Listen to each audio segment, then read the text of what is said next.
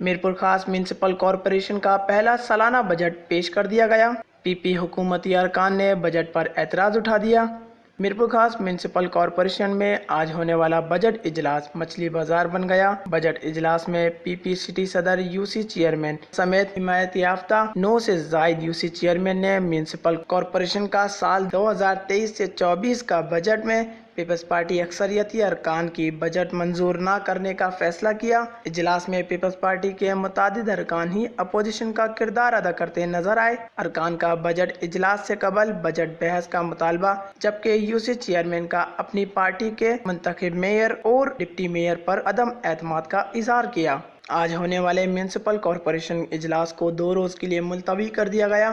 Municipal corporation mayor Abdul Rauf Ghori اور deputy mayor Junaid بلند کا کہنا تھا کہ آج اجلاس میں ہمارے ارکان کا رویہ افسوسناک تھا۔ ہمارے ارکان نے اپوزیشن کا کردار ادا کیا اور بجٹ اجلاس نامنظور کر کے میرپور خاص کے شہریوں کے ساتھ ناانصافی کی ہے۔ وش نیوز میرپور خاص۔